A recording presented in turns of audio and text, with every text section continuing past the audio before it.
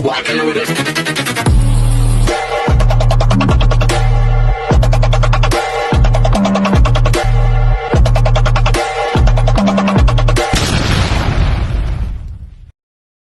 Hello beautiful people! Welcome back to my channel. This is your Mama Sam dito sa Sam Sam TV. Kamusta naman kayo mga amigo, amiga, kumare at kumpare? Sana lahat kayo ay okay at safe ngayong araw na to. Syempre kung ako naman ang tatanungin nyo, kita naman ninyo ang beauty ng Mama Sam ninyo, mukhang Diyosa pa rin, di ba? So ganyan talaga kapag maganda ka, charot. Hindi ako maganda, nagmamaganda lang. Ganon! So, kamusta ang araw ninyo? Ako okay naman. Galing kami sa labas, syempre. So, doon kami kumain sa Terminal 21 ng tanghalian namin. Tapos yung hapunan naman namin ay kumain kami sa Sayang Paragon. O, di ba? Ang bongga, Japanese food. O, di ba?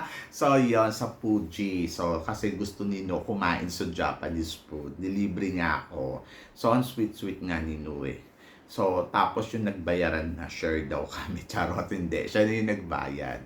Tapos, ayun. So, masaya naman ako today kasi syempre, naki-Pride Month kami doon sa, sa Sayang Paragon. Ang saya-saya.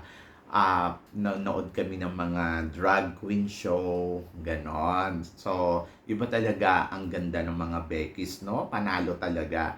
Kumbaga, very talented. At natutuwa ako kasi proud ako kung sino ako. Ganon! So, ikaw ba proud ka sa sarili mo? So, dapat maging proud ka. Huwag mo itago yan. Naalala ko nung bata ako, sabing ganon, si Sam parang lumalaking bakla, sabing ganon doon sa pamilya namin. So, ako naman, kibird ko kung ano yung pananaw nila sa akin.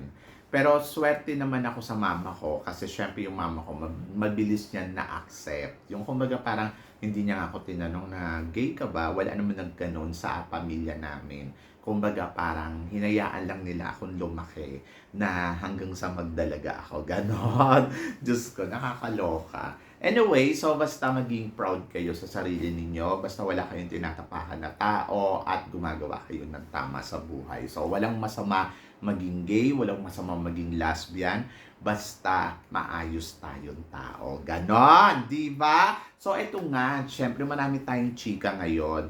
Ang isa sa mga pinag-uusapan yesterday, ang pag-resign nga or pag-withdraw nito ni Krishnan Garavides bilang kandidata sa Miss Charm. So, syempre maraming nagulat. Ako hindi ako nagulat kasi gusto ko na nga siyang mag-resign dyan. Kasi parang over and over yung paghihintay niya, di ba? So, si Ashley, ganun din yung nangyari. Nag-resign din siya doon sa, sa Miss Charm noon kasi na-appoint din to tapos nag-resign, tapos pumunta sa Miss World Philippines. So, kahapon, marami nagsasabi na sana si Krishnan Garavides pumunta sa Miss Grand. Kasi nga, iniisip nga nun lahat, kung magmi-Miss Grand nga naman siya, ang bongga nun, imaginein mo, Miss Grand ka. Tapos parang after tawag dito, mga ilang buwan lang lalaban ka, di ba, by October. Pero nagulat tayo kasi sa Miss World Philippines siya sumali. So talagang sinundan niya talaga yung yapak ni sino ba to? Ni Subayano, di ba? Ni Ashley. Ganun na ganun. So, yon. Si Ashley naging malakas din na kandidata dito sa Miss World Philippines noon na marami nagsasabi na si Ashley yata ang mag-uuwi ng corona ng Miss World Philippines kasi anak siya ni Carolina Subiano na naging Miss World din noon. Pero hindi ganoon na nangyari kasi kinabog na siya ng ibang kandidata at ang nag-uwi ng corona ay iba. So si Ashley, ano ba nangyari kay Ashley? Naging kandidata doon sa Miss Eco. Tapos pagdating sa Miss Eco, naging finalist lang siya.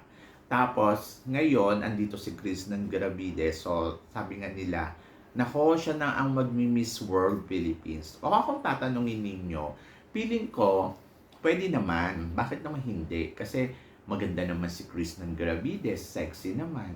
Pero I'm a little bit afraid kasi baka mamaya gawin tong gawin tong Reyna Hispano-Americana. So, ganun yung nararamdaman ko. Kasi di ba tatlo yung corona dyan? May Reyna Hispano-Americana, may tourism. Sana naman, wag naman tourism. at saka may Miss World Philippines. Kung Miss World Philippines, ang mapanalunan niya, bongga siya, di ba? So, I hope na sana ganun talaga yung mapanalunan niya dito sa sa laban niya sa Miss World. Sana pagpalain siya ng bonggang-bongga. Mabait naman si Krishnan. So, parang feeling ko may bless siya. So, kung Reyna Hispano-Americana, okay din naman kasi parang mag-aala Katrina Ligado, 'di ba? Si Katrina Ligado kasi ganun din eh. Tapos yung apelyido niya Gravides, so parang may sounds na alam mo 'yon na Latina. So parang feeling ko, Diyos ko, baka gawin tong Reyna Hispano-Americana. So yun yung naramdaman ko. So ang akin okay lang naman. Kaya lang ang na-worry ako dito, parang kung lalaban siya sa susunod na taon pa rin. Ganon, kung mananalo siya dito.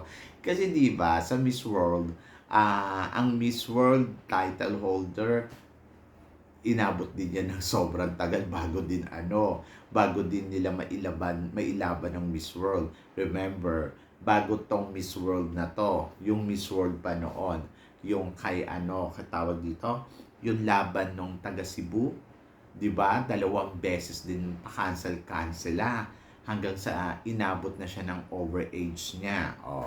So, may problema pa rin sa Miss World yung schedule. So, inaabot sila tapos ng taon.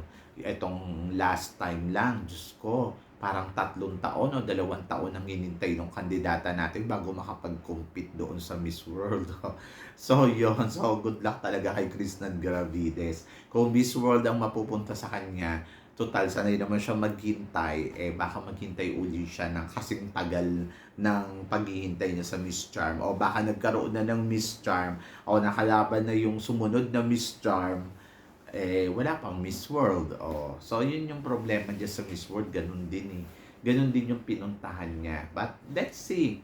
Hindi naman natin alam. Kung Reyna Hispano-Americana naman, medyo swerte-swerte siya doon kasi lalaban siya sa susunod na taon by January or February nga lang. So, yon. So, ganun din. Maghihintay din siya sa next year. So, yon. So, I hope na swertehin dito si Krishnan Gravides sa laban niya dito sa Miss World Philippines. Makuha niya kung ano yung the best para sa kanya.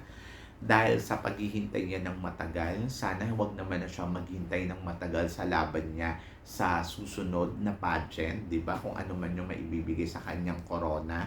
Ako kasi, para sa akin, over na kasi ang paghihintay ni Krishnan Gravides. Kung ako lang yung masusunod at kung ako lang yung tatanungin ninyo, akin lang to mas gusto kong sumali ka ng Miss Grand. Kasi sa Miss Grand, feeling ko, doon sa Miss Grand, yung beauty mong yan, pwede kang manalo ng Miss Grand Philippines title holder. So, I think yung caliber kasi neto ni Krishnan Gravides, imaginein mo, kung iisipin mo si Michelle Dian naging katapat neto sa kasi Pauline Amelex, tapos baguhan lang siya, naiakyat niya yung sarili niya, di ba? So, pag-aralan lang nila yung laro ng Miss Grand, I think magta-title to sa Miss Grand. Kasi yung beauty na meron siya. At saka, makakapag-compete siya agad. 'Di ba? Kasi, 3 buwan lang yung hihintayin niya. Imagine mo, hintayin lang niya yung, tawag dito, hintayin lang niya yung October na, go na, 'di ba? So, yun. So, sabi ko nga sana nga, sa Miss Grand siya sumali kasi doon talagang grabe. Sobrang iingay, sobrang makikipagpukpukan, sobrang kakabog at kaya niyang makuha ang corona ng Miss Grand. Hindi ko naiintindihan bakit gusto nila maging Miss World. Sa Miss World naman parang isa pa rin yan na sobrang hirap na hirap din naman tayong manalo dyan. Tapos hindi ko naiintindihan kung bakit siya dyan pumunta. But decision nila yon, di ba? So yon. So good luck kay Krishnan Gravides. Siyempre full support tayo sa kanya. Kaya lang nagulat lang ako sa Miss World din, ganun din naman yung eksena dyan. So yon. So laban lang Krishnan. Feeling ko naman ay makakaariba ka dyan ng bonggang-bongga. Kung ano man yung naging decision ninyo, I know na pinag-aralan ninyo ng maiki yan. At I hope na sana makuha mo yung inaasam mong corona, kung ano man yung gusto mong makuhang corona dito sa Miss World Philippines. At wish all the best. Good luck, di ba? So, yun. So, ang saya lang na may halong kaba, na may halong panghihinayang. Pero, ando doon ako na naniniwala naman ako sa kakayahan ni Krishnan Gravides. Kayang-kaya niya yan. Kaya niyang masungkit yung corona na yan.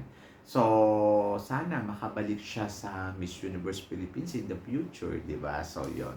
So, magaling naman si Krishnan. At feeling ko kakabugyan ng bonggang-bongga. So, yon. Good luck sa team nila. Good luck kay Krishnan Gravides. I'm so excited sa pakikipagpukpukan niya dito sa Miss World Philippines ngayong taon na to. So, yun guys. Kayo guys, ano guys ang masasabi ninyo? Tingin ba ninyo, ano kaya ang koronang makukuha ni Krishnan Gravides ngayong taon na to? Siya kaya ang tatanghalin ng bagong Miss World Philippines ng ating bansa? So, i-comment below mo yan para at least malaman ko naman kung ano naman ang chika mo dito sa mga tinatalakay natin ngayon. So, yun guys. Syempre maraming salamat sa inyong lahat sa walang sawang suporta at pagmamahal na binibigay ninyo syempre dito sa channel ko. At sa mga hindi pa po nakaka-subscribe dyan, ano nang hinihintay ninyo? Subscribe na. So maraming salamat guys. Hanggang dito na lang. Hanggang sa muli nating chikahan. See you tomorrow. Thank you guys.